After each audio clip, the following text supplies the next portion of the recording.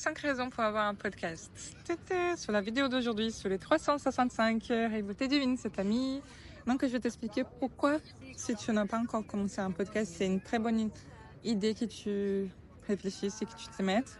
En fait, le podcast, c'est ce qu'on appelle les low hanging fruit, que c'est une opportunité très simple à prendre. C'est comme si tu avais un arbre, les fruits qui sont en bas, c'est plus simple à prendre qu'en haut.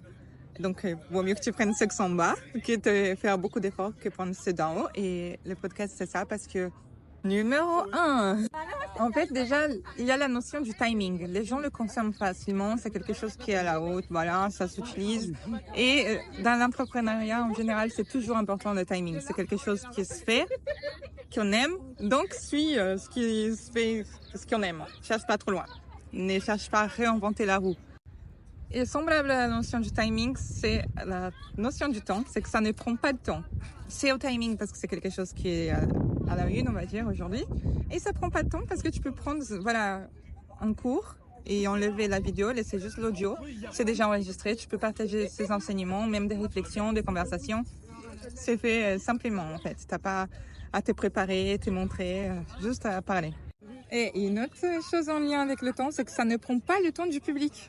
Donc la personne elle peut être en train de faire quelque chose et l'écouter en même temps. Elle peut être en train de marcher, d'engager son physique et pas forcément le mental. Et le mental, il peut être focalisé sur entendre ça.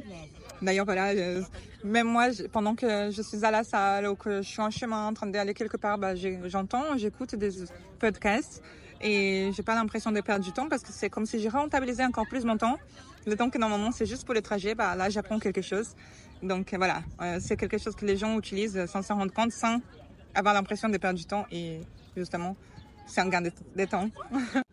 Et le numéro 4, c'est la relation parce qu'en fait, à force de passer des informations, d'enseigner des choses, on transmet aussi des émotions, des sentiments. Donc les gens, ils connectent avec nous. C'est beaucoup mieux qu'un texte dans un blog, par exemple.